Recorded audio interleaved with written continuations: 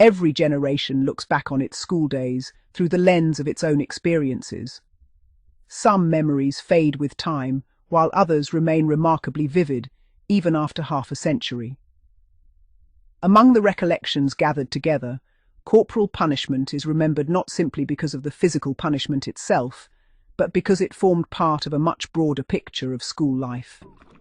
For many former pupils, discipline was woven into the fabric of education. Teachers were authority figures. Rules were expected to be obeyed. Consequences followed when they were broken. Whether those consequences involved extra work, detention, standing outside the classroom, or corporal punishment depended entirely upon the customs of the individual school. What becomes clear from these recollections is that there was never one standard British experience. Some schools relied heavily upon the slipper. Others preferred the cane. Many rarely used either. Some teachers believed discipline should be public. Others insisted it should always remain private. Some schools punished boys and girls equally. Others adopted very different standards depending upon a child's sex. Each school developed its own traditions, shaped by the attitudes of its staff and the expectations of the local community. The contributors also remind us that childhood memories are rarely concerned with policies or educational theory. Children remember moments. They remember standing nervously outside an office. They remember the silence that filled a classroom when someone was called to the front. They remember the expressions on teachers' faces. They remember the whispered conversations afterwards. Often, these small details survive far longer than the punishment itself.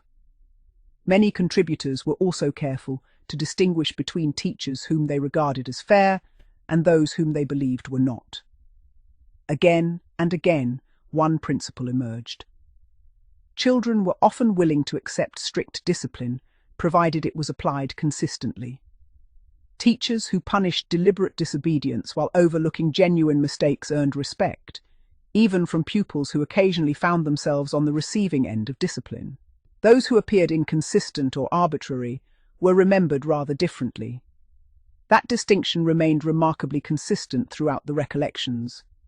Perhaps the most interesting aspect of these memories is how they challenge modern assumptions. Today, it is easy to imagine that every school followed identical rules or that every pupil shared the same experience. The recollections tell a different story. They reveal an educational system filled with local traditions, individual personalities, and widely differing practices. No two schools were exactly alike. No two classrooms operated in precisely the same way.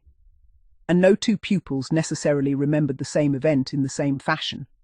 That diversity makes these recollections particularly valuable to historians.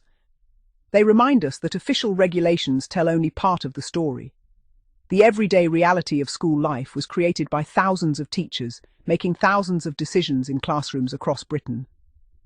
It was those everyday decisions that shaped the experiences remembered by generations of former pupils.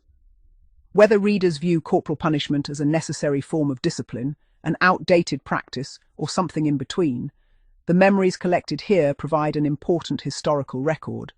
They capture a period of British education that has now passed into history. More importantly, they preserve the voices of ordinary people reflecting upon an ordinary part of their childhoods.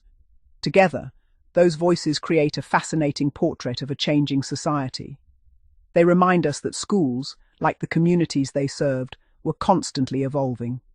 Methods changed, attitudes changed, laws changed, yet the memories remained. For those who experienced that era, the classroom, the teacher's desk, the familiar sound of lessons beginning, and the discipline that accompanied school life all became part of a shared history that can no longer be recreated, only remembered.